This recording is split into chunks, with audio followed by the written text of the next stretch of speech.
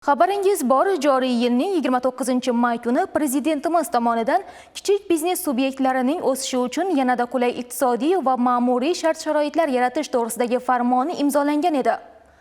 Ushbu farmon mamlakatimizda tadbirkorlikni qo'llab-quvvatlashning yangi bosqichini boshlab berdi. Mavzuni muxbirimiz Gurlan tumani misolida davom ettiradi.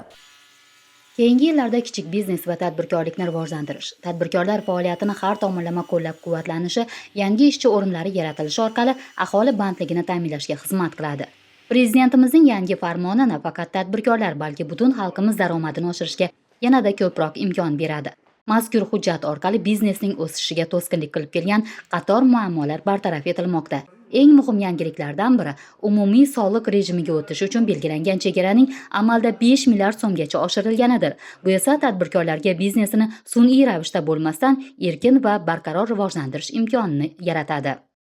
Muhtaram Prezidentimizning farmonlari bo'yicha tadbirkorlik subyektlariga bir qancha yangi o'zgarishlar kiritilib, yengilliklar berildi.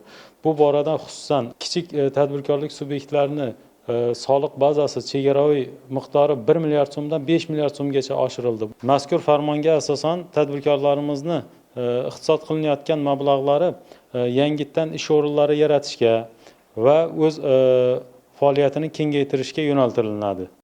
Farmon bilan shuningdek qo'shilgan qiymat solig'i ma'muriyatchiligini soddalashtirish, tekshiruvlar yukini kamaytirish, umumiy ovqatlanish, savdo va xizmat ko'rsatish sohalari uchun qo'shimcha yengilliklar yaratish hamda kichik biznesni qo'llab-quvvatlashning yangi mexanizmlari joriy etilmoqda. Gurlan tumanida faoliyat yuritib kelayotgan tadbirkorlar tomonidan 8 turdagi soliqlar bo'yicha 5 milliard 475 million 400 ming so'mlik soliq imtiyozlaridan foydalanilgan. Ayniqsa o'z faoliyatini kengaytirib borayotgan biznes vakillari uchun bunday qulaylik va imtiyozlar muhim samara beradi. Viloyatimizda yagona bo'lgan mana bu korxonada asosan zamonaviy kesish uskunalari, kompyuterlashtirilgan avtomatik dastgohlar ishlab chiqariladi. Tadbirkor davlatimiz tomonidan yaratilgan imkoniyatlardan oqilona foydalangan holda ish olib bormoqda. Faoliyatimizni 2016-yil boshlagan bo'lib, asosan chip stanoqlar ishlab chiqaramiz. O'shalar lazer, rover, plazma stanoqlarni ishlab chiqarib, klientlarimizga 200 dan ortiq stanok yetkazib berganmiz. Hozirgi kunda yuqori texnologik lazer stanoqlarni ishlab chiqaramiz. Dastlabki davrda oddiyroq rover stanoqlarini ishlab chiqargan bo'lsak, hozirgi kunda yuqori texnologik lazer stanoqlarni ishlab chiqarish ham yo'lga qo'yganmiz.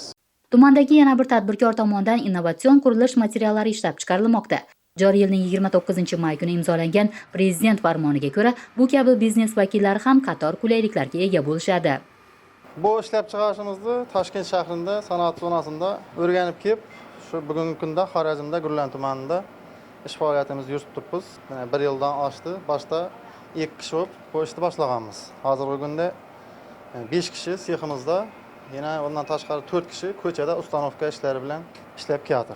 Bu mahsulotga talab hozirgi kunda yaxshi bo'lib turibdi. Nima deganda bu uyning fasad qismidan qo'yganda birinchidan yengillik beradi. Ertaga tushib ketish, ko'chib ketish xavfi yo'q. Quyoshga, suvga, issiqqa chidamli. Davlatimiz tomonidan shu bizlardagi tadbirkorlarga katta imkoniyatlar berilib turibdi. Ana shu imkoniyatlardan mana Xudoga shukr, chiroyli, yaxshi, samarali foydalanib turibmiz. Davlatimiz rahbari kichik va o'rta biznes vakillari bilan uchrashuvda tadbirkorlikni qo'llab-quvvatlash bizning strategik yo'limiz deb ta'kidlab, ushbu soha rivoji yo'lida biznes egalari uchun alohida yengilliklar va imkoniyatlar berilishi hamda ularning muammolarini hal etish maqsadida joylarda ochiq muloqotlar tashkil etish belgilangan edi. Shunga asosan Gurlan tumanida ham avgust oyida bo'lib o'tadigan muloqot oldidan yangi loyihalar haqidagi takliflar ishlab chiqilmoqda. Har yili muhtaram Prezidentimiz 20-avgustda tadbirkorlar kunida tadbirkorlar bilan uchrashib, ularning muammolarini eshitib, ularga imtiyozlar, yengilliklar yaratib beradi. Bu yil Prezidentimiz 6-marta uchrashadi. Shu munosabat bilan biz ham hozirgi mahallamizda tadbirkorlarning muammolarini, takliflarini o'rganib, ushbu uchrashuvga tayyorgarlik ko'rmoqdamiz. 2026-yilda misol qilib aytadigan bo'lsak, oilaviy tadbirkorlikni rivojlantirish bo'yicha 590 million so'm mahallamizga pul ajratilgan. Biznesga birinchi qadam dasturi bo'yicha 200 milliondan oshiq mablag' ajratildi va boshqa imtiyozli kreditlardan foydalanib, hozirgi kunda tadbirkorlarimizni o'zini yo'nalishiga mos kreditlar topib, ajratishda ko'maklashib kelyapmiz. Bu yilgi rejalarimiz ishsizlik darajasidan xoli hududga aylanishni maqsad qilganmiz. Tadbirkorlar uchun ochiq va shaffof ishbilarmonlik muhitining yaratilishi tarmoqning yanada taraqqiy etishiga xizmat qiladi.